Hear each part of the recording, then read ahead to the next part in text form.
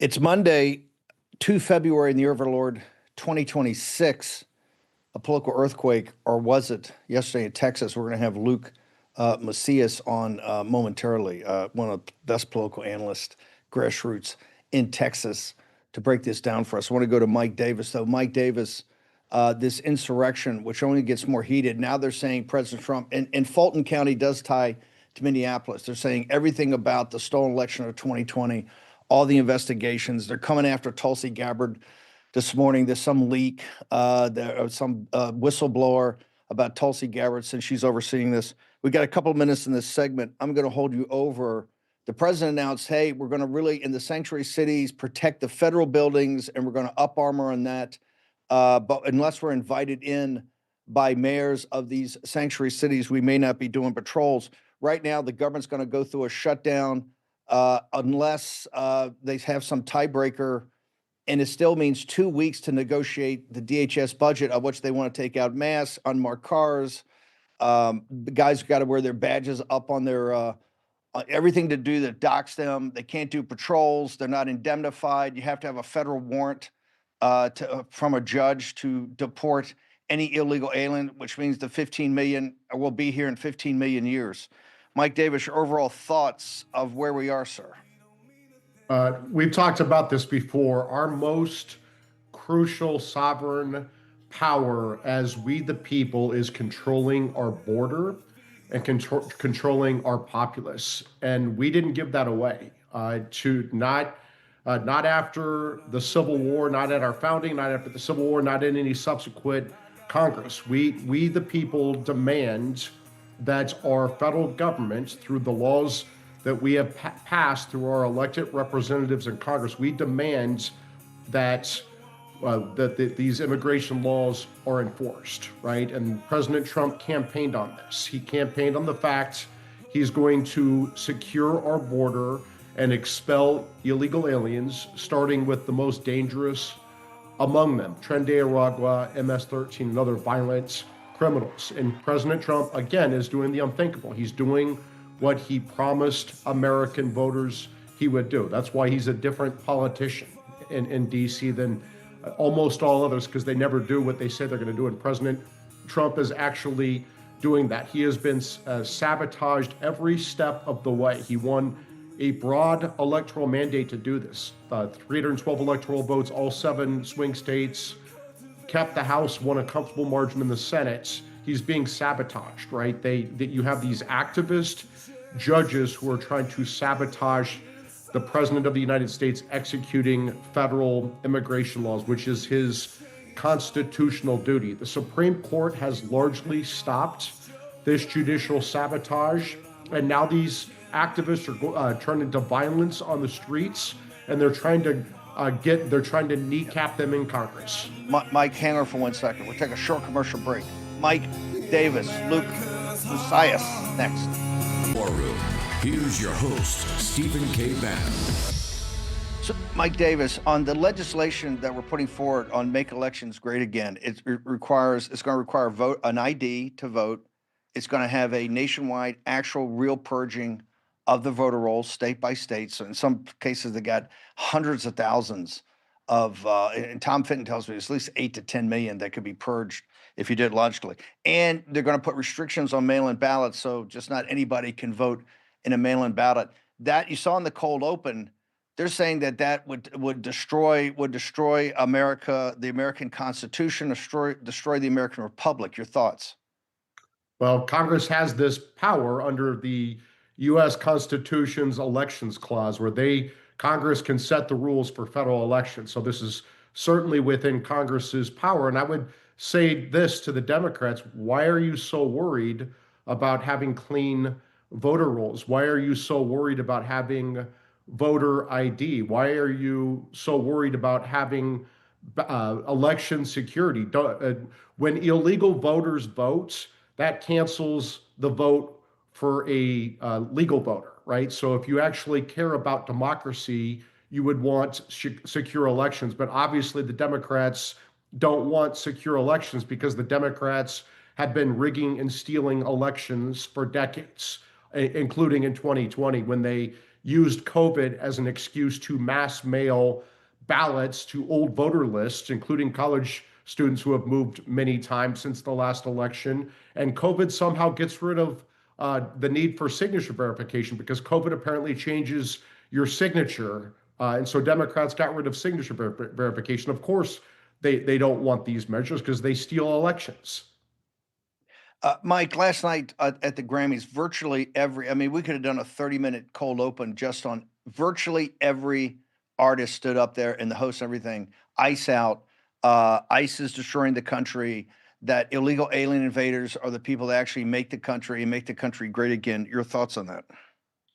Well, first, I didn't watch the Grammys because I don't want to watch mentally ill people for 3 hours on TV. It'd be more fun to go to an insane asylum. But I would say this: who cares what these Hollywood people think? We had an election, and we've had several elections where we've passed legislation, including immigration laws, and we the people demand that our border is secure and we control our population. And no, we don't want a bunch of third world Marxist trash in America. We learned that the hard way with the Somali pirates in Minneapolis. Mike, this is going to get very tough in the Senate the next couple of weeks because the Democrats think they got momentum and they think they got leverage over President Trump. No masks, no unmarked cars. You got to have your badge with your identification so your family, you can get doxxed. They can go terrorize your family. You have to have a federal judge sign off on a warrant, no patrols and no indemnity for the officers. If all that passed, first off, you wouldn't have anybody in ICE. They'd all leave. But we would not deport. There'd be no mass deportations. We'd never even get to the bad hombres. Your thoughts about the perilous situation we're in this negotiation, quote unquote negotiation, because there shouldn't be any negotiation on these topics, on these issues with ICE, sir? This is a hell no. This is a red line. We had an election, and we the people with the sovereign power to control our border and populace made the decision that we want President Trump in there enforcing our decades-old immigration laws. And if any Republican tries to cut a deal to undercut we the people's sovereign power, as evidenced by this last election, if any Republican does this, they must be primaried, or Republican voters should just stay home and let that Republican get beat. This is the ultimate betrayal to try to kneecap the President of the United States when he's doing his constitutional duty to enforce our federal immigration laws on behalf of we the people, the sovereign citizens of America. So any Republican who tries to cut a deal on this can go to hell. They need to be primaried. They need to lose their election.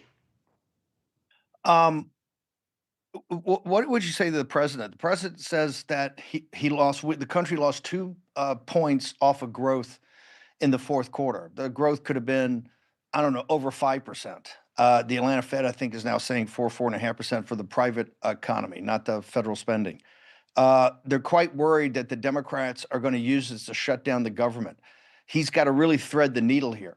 What would you say in this regard? Because it's a tough one for the president, because you've already seen some wobbly.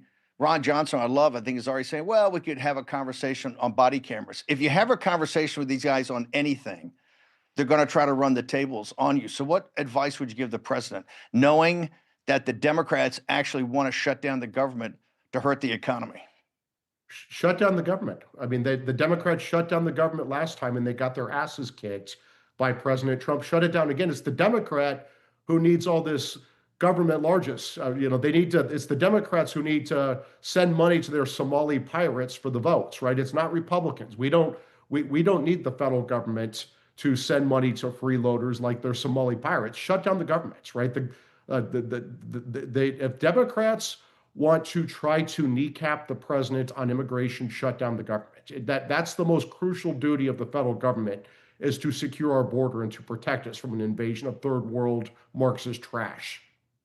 What would you say to Tom Homan? There's this philosophy now, particularly in the sanctuary cities, in the California, Illinois, New York, Minnesota, in the sanctuary cities, to protect. President Trump said he's not going to let happen what happened in Portland, Oregon the other night, and what happened in Los Angeles with these federal buildings. But to put a shield around those and wait to be asked by the mayors, and he said, hey, they got to ask and say please to go in and start to enforce immigration law.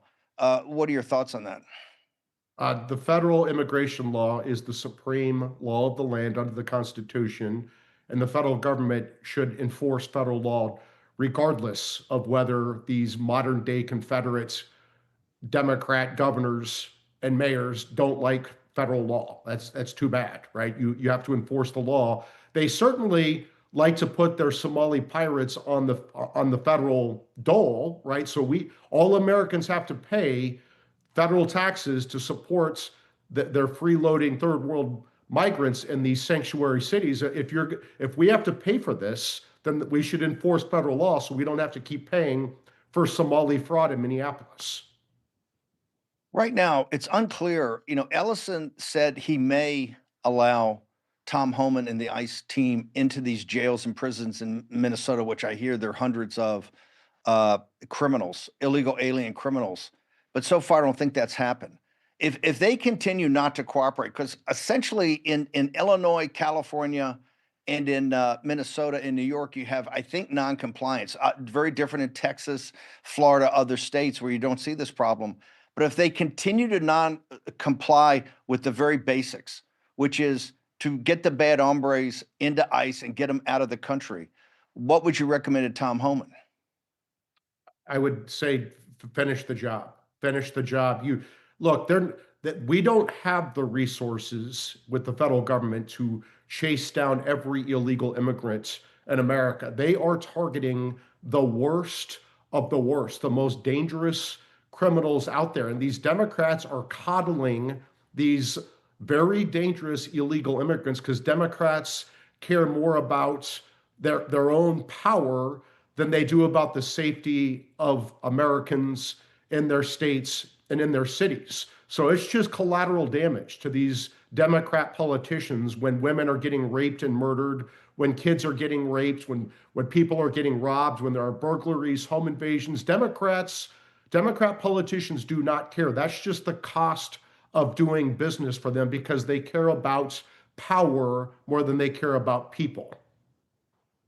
Mike Davis, where do people get you? Now more than ever, we need Article 3. These are going to be huge. Legal fact, one of the federal judges the other day backed ICE, but this is all going to fight through the courts. There's going to be a huge fight in Congress. President Trump, they're trying to jam up President Trump. A bunch of weak Republicans right now are, starting to spit the bit. And it gets back to, we're going to do Tarrant County in this the state Senate seat in District 9, what happened there, because that was an earthquake. Are people just not showing up because they don't think we're taking enough action, or they think we're winning too much and not showing up? So Mike Davis, social media, you're putting great stuff up on Twitter all the time, and where do they go for your to go to Article 3 to join up? One final point. Immigration is a civil proceeding. Immigration enforcement, it's not criminal. We have never required judicial warrants to arrest illegal aliens and to deport them. This would make it impossible for ICE to do their jobs. It's a red line. It's unacceptable. It's a hell no. And any Republican politician who goes along with judicial warrants for immigration enforcement needs to lose their job. They need to be primaried, or people just need to stay home and let them loose. And it's article3projects.org, article number 3projects.org. Donate, follow us on social media. And again, the War Room Posse Superpower, action, action, action. And thank you, Steve. Thank you, brother. Good way to start off the week. We're going to go to Texas next.